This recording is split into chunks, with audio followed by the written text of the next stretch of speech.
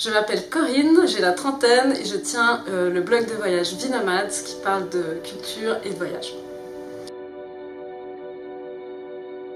J'ai entrepris un mode de vie nomade, donc sans port d'attache, parce que c'était le moyen le plus évident pour moi de pouvoir être libre. Et la liberté, pour moi, il n'y a rien de plus important.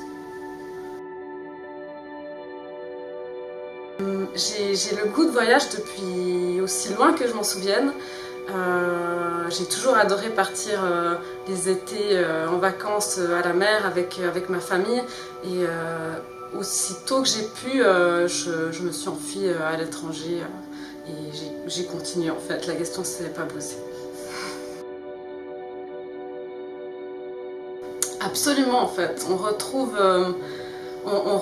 une lenteur qui permet de plus apprécier les détails qu'on laisse souvent tomber en fait quand on voyage rapidement. Et c'est important en fait, on ne passe pas suffisamment de temps pour comprendre ce qui nous entoure et là on n'a pas le choix. La mer pour moi c'est un espace de liberté déjà parce qu'on est vraiment au contact de la nature et dans notre quotidien on ne l'est pas assez et du coup ça permet de se reconnecter aux choses essentielles et se faire porter par les vents et apprécier tous les éléments qui passent, que ce soit la pluie, que ce soit le soleil. Ça fait partie du voyage comme ça fait partie de la vie en fait.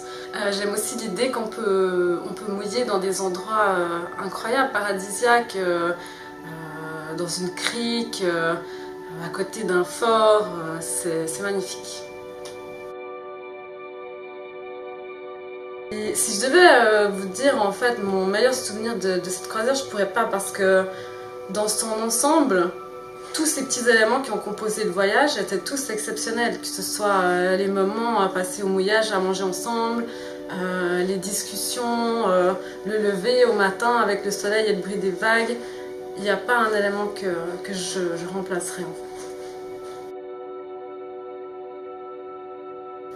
La mer me rend heureuse pour cet espace de liberté qu'elle me procure, pour ce sentiment de ralentir dans une vie tumultueuse, pour sa beauté aussi, pour tous les animaux que l'on croise sur le chemin, de l'oiseau au poisson. C'est vraiment une communion avec la nature que j'apprécie.